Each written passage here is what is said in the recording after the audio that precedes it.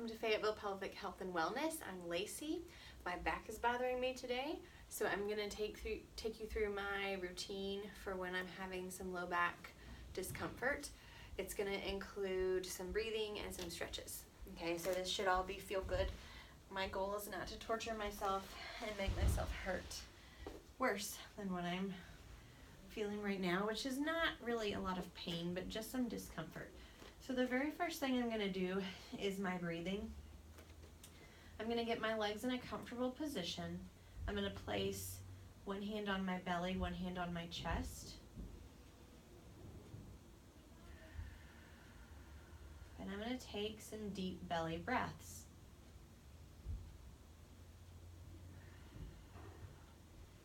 Do you see how this hand is gently rising and falling, and this hand is staying pretty still?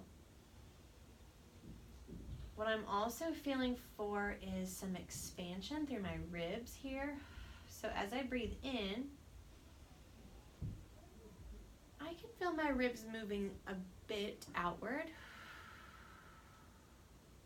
And as I breathe out, they sort of come back to the midline. I'm not holding my belly in. I'm not straining, so I'm not pushing into my belly. I'm just letting it rise and fall. And the reason for this is that not only am I calming down my nervous system, but I'm also getting movement through my low back by breathing into my belly, believe it or not. Now I'm going to take myself through some stretches.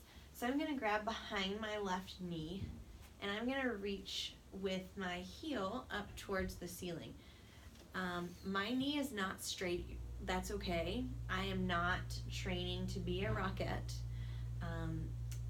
I really just want to feel good. So my goal is not to get my knee perfectly straight. It's not to bring my toes behind my ear. It's just to feel a nice stretch in the back of my hamstring on the left side. If that feels like it's too much, you can always bend the other knee. Now I'm going to switch. I'm going to grab behind my right knee, and I'm going to gently straighten upward.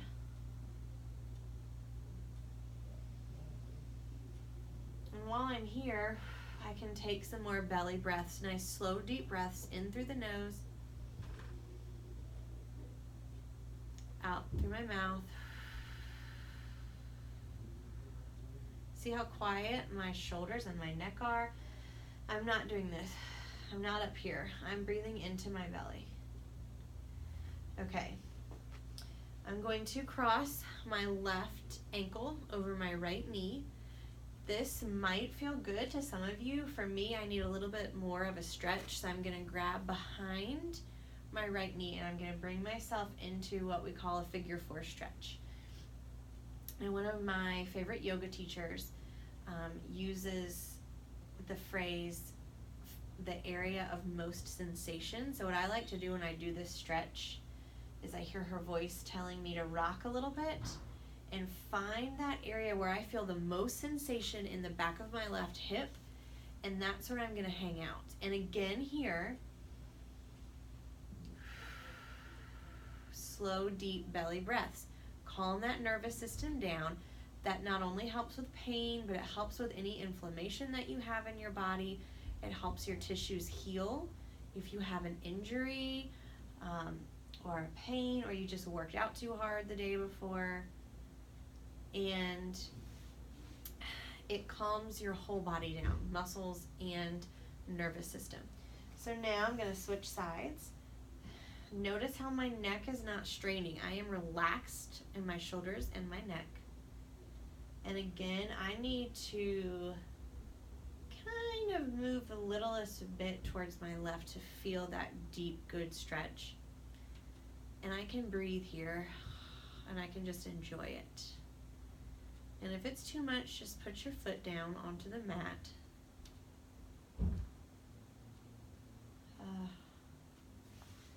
Okay, I'm going to roll onto my side. Pick a side, either side. We're going to do our reach and rolls. Now, this is rotating my entire spine. I'm getting movement through my neck, through my thoracic spine or my mid-back, and through my lumbar spine, my low back. So, if we're gonna breathe, let's breathe in as we open, breathe out as we come forward. Inhale, open, exhale, forward. Now come back, bring your arms to a T, and take a minute to stretch here. That might be too much for you, so you can put a pillow under your knees. If you want even more of a stretch, you're gonna cross your left leg over your right knee and use that top leg to pull you down. So we're stretching this right side body and the right quadratus lumborum muscle.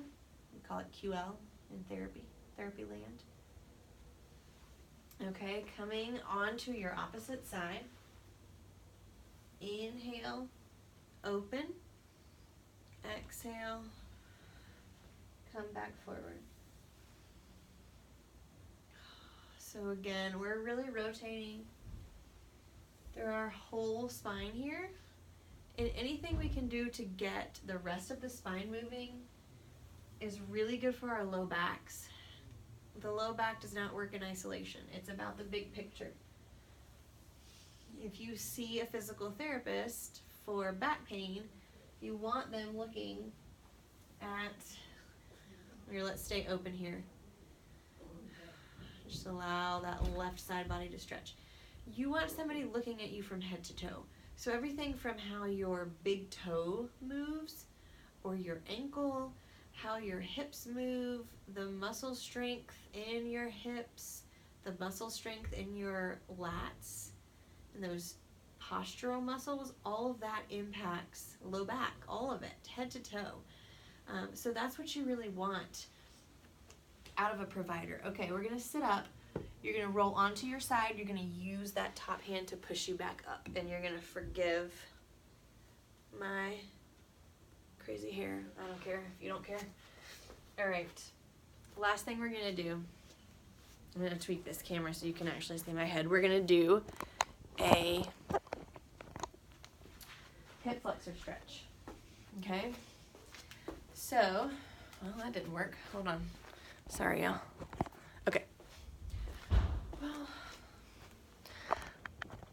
okay, you're just gonna have to do it without my head. I'm not that attractive. You don't need to see my head. Okay. You're gonna come onto your right knee. Left knee comes forward.